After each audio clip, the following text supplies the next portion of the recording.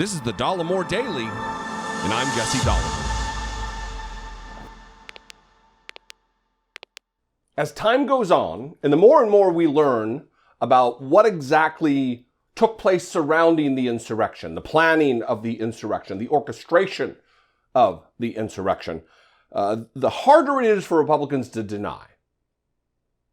And juxtaposed against that, the other side of the same coin, I guess, the harder it should be for Merrick Garland to not pursue criminal charges against the ex-president and criminal conspirator in an attempt to overturn the free and fair, settled American election, to subvert our democracy, to disenfranchise tens of millions of Americans. The thing I'm going to talk about today, before I talk about the judge who said that Donald Trump likely committed crimes, this video right here is this report that there are 7 hours missing in the documentation provided by the White House, forced to be provided by the Supreme Court. 7 hours missing. Remember the scant number of minutes that were missing in the Nixon tapes that ultimately brought Nixon down? Minutes. There are 7 hours missing. White House records turned over to House show 7-hour gap in Trump phone log on January 6th. Are we to believe that Donald Trump just wasn't on the phone as he gleefully watched the failed coup attempt happen? As he refused to dispatch, to deploy the National Guard to take care of this? Reading from this article, internal White House records from the day of the attack on the U.S. Capitol that were turned over to the House Select Committee show a gap in President Donald Trump's phone logs of 7 hours and 37 minutes, including the period when the building was being violently assaulted, according to documents obtained by CBS News' chief election and campaign correspondent Robert Costa and the Washington Post's associate editor Bob Woodward.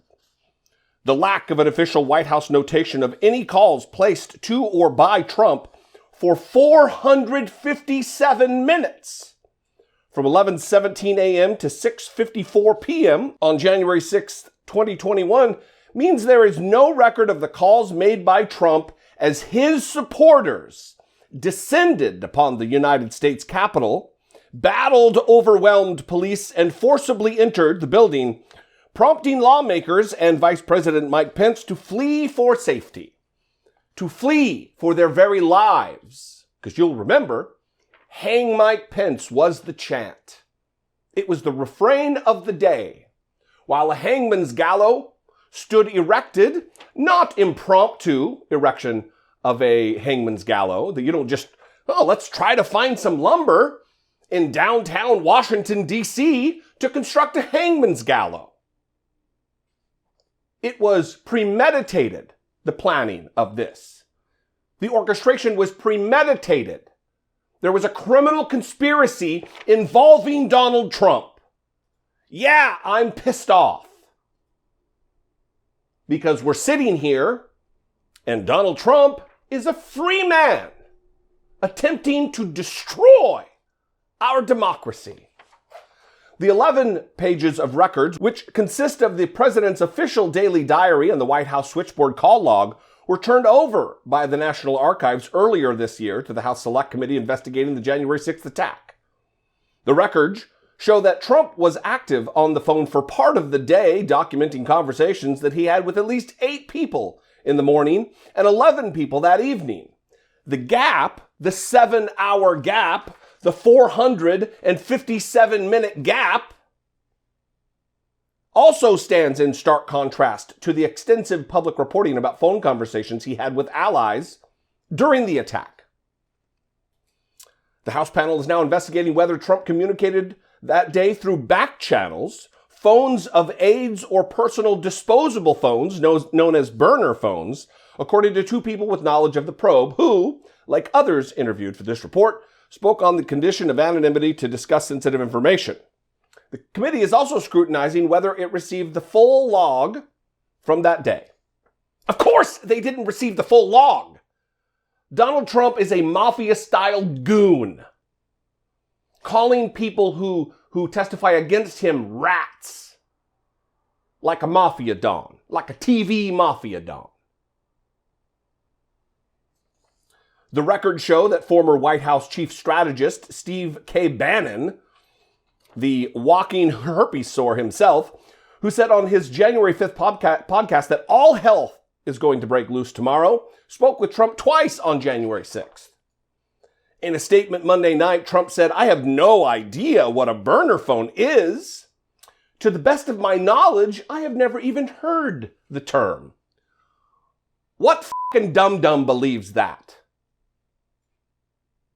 This strains credulity. Who in their right mind, who's being an honest actor, an honest analyst of these headlines, believes that Donald Trump doesn't know what a burner phone is? And then finally, Trump spokesman. A Trump spokesperson said that Trump had nothing to do with the records and had assumed any and all of his phone calls were recorded and preserved. Come on. This is a joke. I am getting more and more frustrated. Now, in a video subsequent to this, I'm going to talk about this story that a judge said Trump likely committed crimes. A judge is now saying this, a federal judge. And where's Merrick Garland? Where might he be? Are you on the other side of the wall, Merrick Garland? Where'd you go, Attorney General? Head of the Department of Justice? I'll leave it there. What do you think? I'd love to know. You can call, leave me a brief voicemail. 714-576-4054. Of course, you can email me daily@dollemore.com. I appreciate your time and attention and passion for these matters. If you disagree, I would love to hear it. You can sound off there, or you can sound off in the comments. Let's have a conversation about it. I know there is a faction of the audience that does have full faith and confidence in Merrick Garland to be doing the right thing. I don't know what that's based on. There is no reason other than the fact that he's a Democrat and you're a team player to believe that he's doing something. There is zero indications with evidence of it.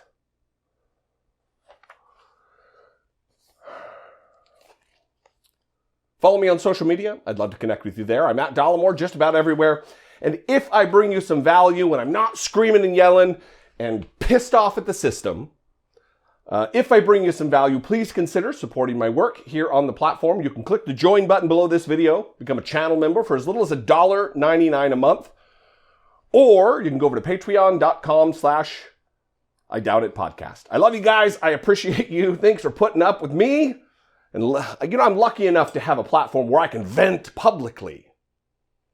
I realize how lucky I am.